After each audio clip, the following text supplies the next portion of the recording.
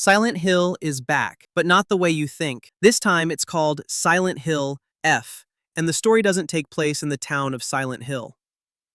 Set in 1960s Japan, written by Ryukishi 07, the trailer is deeply disturbing, but also incredibly intriguing. My name's Midnight, and here's everything you need to know about Silent Hill F.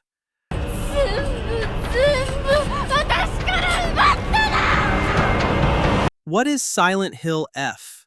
Silent Hill F is the latest main entry in this legendary horror franchise, scheduled to release on September 25, 2025.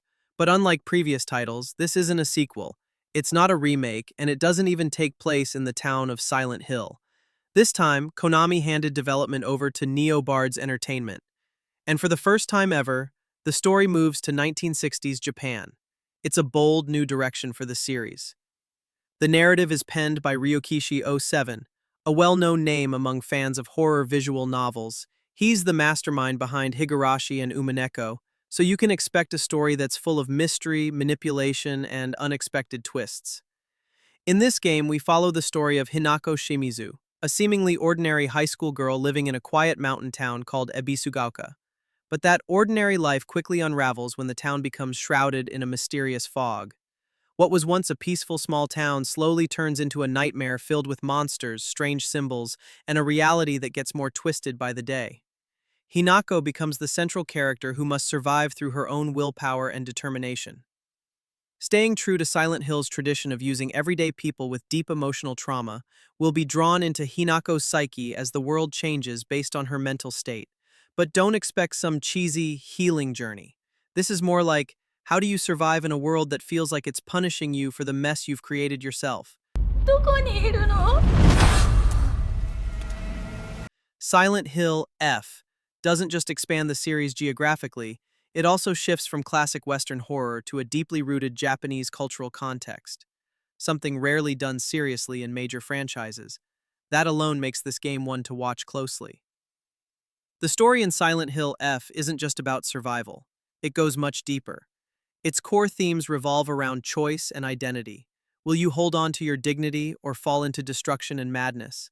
That question isn't just for the character, it's for the player too.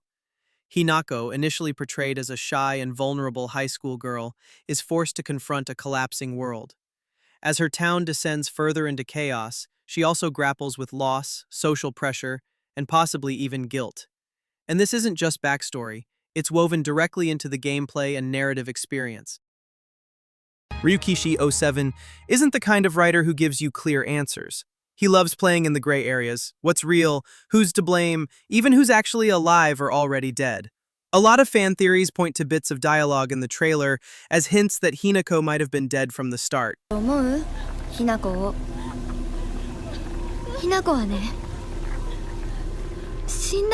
And that everything happening in the game is some kind of break from reality. Whether it's her subconscious, regret, or a spiritual limbo, it's intentionally unclear. What makes this approach even more compelling is the fact that the world of Silent Hill has always been shaped by the character's mental state. So when Ebisugaoka gets swallowed by fog and invaded by monsters, it's not just some alternate reality, it could very well be a direct reflection of Hinako's mind. For longtime fans, this might feel familiar, but with the Japanese setting and Ryukishi 07's writing style, Silent Hill delivers a different kind of horror, heavily metaphorical, psychologically darker, and more introspective. It's not about jump scares, it's the kind of horror that lingers with you long after the game ends. Silent Hill also has a distinct and recognizable visual identity. Set in 1960s Japan, the world in this game is far from the urban Gothic vibe of classic Silent Hill. Instead, you'll see damp stone paths, aging wooden houses, quiet shrines with moss-covered torii gates, and fields of red spider lilies, beautiful yet deeply unsettling. The design team said they took direct inspiration from a real town in Gifu, Japan. They even traveled there to photograph the scenery and capture the true atmosphere of rural Japan, and you can really feel it in the trailer. Every corner of Ebisugaoka feels rich with culture, but also slowly falling apart. Not through explosive destruction, but decay, quiet, creeping, and far more terrifying.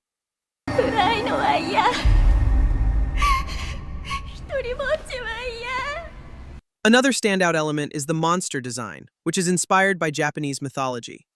You'll notice hints of kitsune, scarecrows, and creatures that seem to be lifted from local folklore.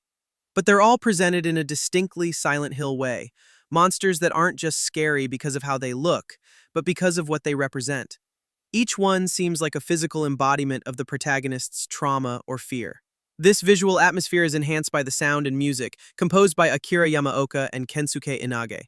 They've blended traditional Japanese instruments with Silent Hill's signature ambient sounds. The result? You'll hear faint shamisen plucks echoing through the fog, paired with the haunting reverberation of footsteps.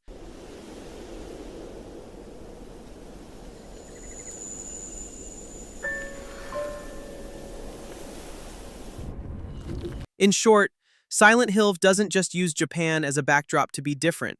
It's carefully crafted to enhance the psychological horror of the story. A new setting, but still the soul of Silent Hill.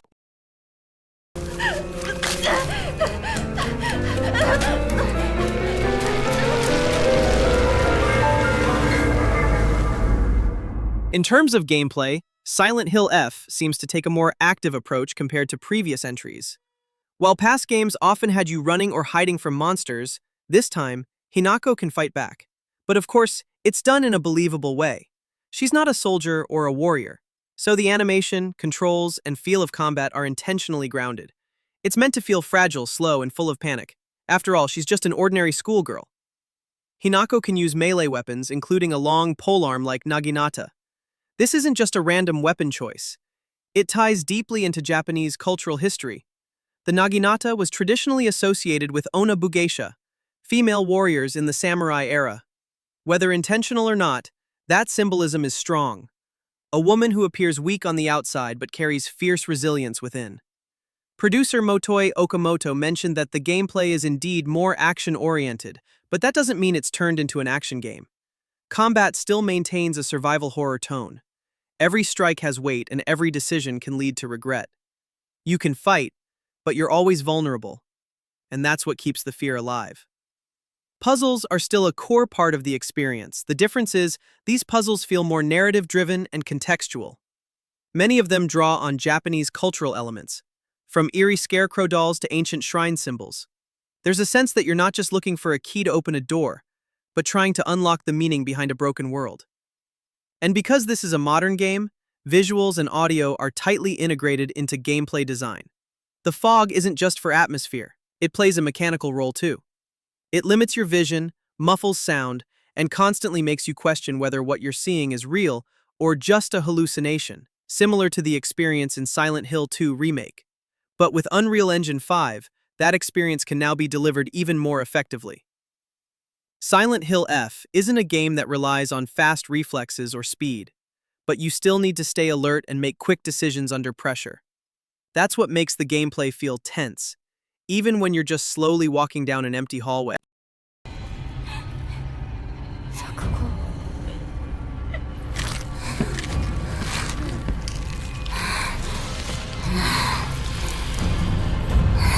From the moment Silent Hill's trailer dropped, fan theories started flooding in. One of the most compelling revolves around the protagonist's name, Hinako. In Japanese, hina can mean chick, a baby bird, or doll, while ko means girl. Combined, the name can symbolize innocence or even passivity, like a doll with no control over its own life. Reddit users have gone deep into analyzing this, connecting it to Ryokishio 7's signature use of numbers and names as hidden clues. In his previous works, he often played with language and symbolism. Some fans believe Hinako has been dead since the beginning of the story, and everything happening in Ibisugoka is a manifestation of her shattered psychological state. Another theory focuses on a character named Junko, who hasn't been fully confirmed in promotional materials. Some suspect she could be the hidden antagonist, or perhaps a dark manifestation of Hinako herself. This theory is supported by lines from the trailer like, "You took everything from me, and friends don't last forever."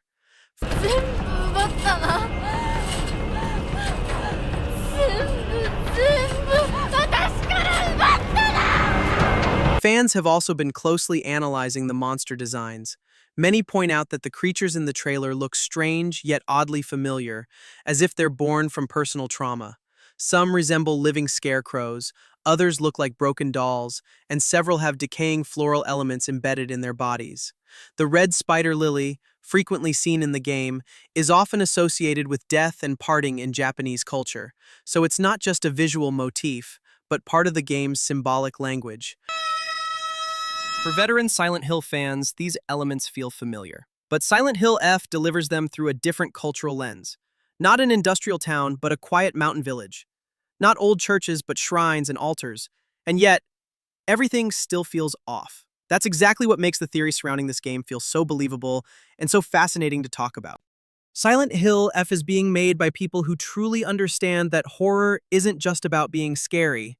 It's about psychology and symbolism. Rikishi07, the writer, has a strong reputation in the psychological horror genre. In his hands, the main character isn't just a pawn, they're a mirror for the game's deeper themes, whether that's guilt, trauma, or emotional collapse. Bottom line, this isn't a rushed or careless project. Every creative aspect is being handled with care, and everyone behind the scenes has a track record that earns trust.